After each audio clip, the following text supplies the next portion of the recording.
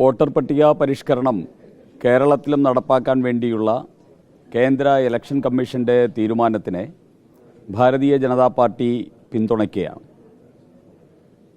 ഈ കേരളത്തിലെ വോട്ടർ പട്ടികയും ഇന്ത്യയിൽ ദേശീയ തലത്തിൽ നടപ്പാക്കുന്ന വോട്ടർ പട്ടിക പരിഷ്കരണത്തിൻ്റെ ഭാഗമായി പരിഷ്കരിക്കപ്പെടേണ്ടതാണ്. ഇതൊരു ശുദ്ധീകരണ പ്രക്രിയയാണ്. ഈ ശുദ്ധീകരണ പ്രക്രിയയെ ജനാധിപത്യത്തെ ബഹുമാനിക്കുന്ന, ഭരണഘടനയെ ബഹുമാനിക്കുന്ന എല്ലാവരും ഈ ശുദ്ധീകരണ പ്രക്രിയയ്ക്ക് പിന്തുണ നൽകണമെന്നാണ് ഞങ്ങൾക്ക് ഇടതുപക്ഷത്തിനോടും വലതുപക്ഷത്തിനോടും, പ്രത്യേകിച്ച് കോൺഗ്രസിനോടും CPM-നോടും അഭ്യർത്ഥിക്കാനുള്ളത്. ഈ കേരളത്തിൽ 2026 നടക്കുന്ന അസംബ്ലി തെരഞ്ഞെടുപ്പ് ശുദ്ധീകരിക്കപ്പെട്ട ഇലക്ട്രൽ റോളിലൂടെയാണ് നടക്കേണ്ടത് എന്നുള്ളത് നിർബന്ധമാണ്. കാരണം നമുക്കെല്ലാവർക്കും അറിയാം, ഇടതുപക്ഷത്തിൻ്റെ നേതാക്കന്മാർ പല രീതിയിൽ ഡ്യൂപ്ലിക്കേറ്റ് വോട്ടുണ്ടെന്നും അതോടൊപ്പം തന്നെ അനർഹരായിട്ടുള്ളവർ പലരും ഉണ്ട് എന്നും ഇടതുപക്ഷ നേതാക്കന്മാർ ചില വോട്ടർ പട്ടികയെ സംബന്ധിച്ച് കേരളത്തിലും മറ്റ് സംസ്ഥാനങ്ങളിലും പറയുന്നത് നമ്മൾ കേട്ടിട്ടുണ്ട്.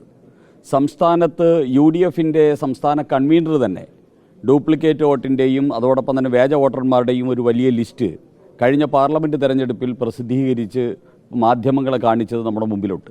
ഈ തദ്ദേശ തെരഞ്ഞെടുപ്പിലും വളരെ വലിയ ക്രമക്കേട് ഈ വോട്ടർ പട്ടികയിലുണ്ട് എന്നുള്ള കാര്യം നമുക്കെല്ലാവർക്കും അറിയാം.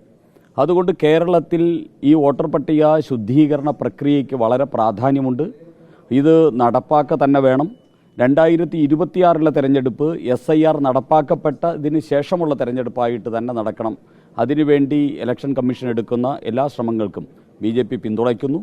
എനിക്ക് ഇടതുപക്ഷത്തിനോടും വലതുപക്ഷത്തിനോടും പറയാനുള്ളത്, ഭരണഘടന ഉയർത്തിപ്പിടിക്കാനുള്ളത് മാത്രമല്ല, ഭരണഘടനയുടെ സാരാംശങ്ങൾ മനസ്സിലാക്കാനും ഭരണഘടനാദത്തമായിട്ടുള്ള അധികാരം ഉപയോഗിച്ച് ഭരണഘടനാ സംവിധാനമായിട്ടുള്ള ഇലക്ഷൻ കമ്മീഷൻ നടത്തുന്ന പ്രവർത്തനങ്ങളോട് എല്ലാവിധത്തിലും പിന്തുണയ്ക്കുകയും കൂടെ ചെയ്യേണ്ടത് ഭരണഘടനയെ ഉയർത്തിപ്പിടിക്കുന്നവരുടെ ഒരു ഉത്തരവാദിത്വമാണ് എന്ന് അവരെ ഓർമ്മിപ്പിക്കാൻ കൂടി ഞാൻ ഈ അവസരം വിനിയോഗിക്കുകയാണ്.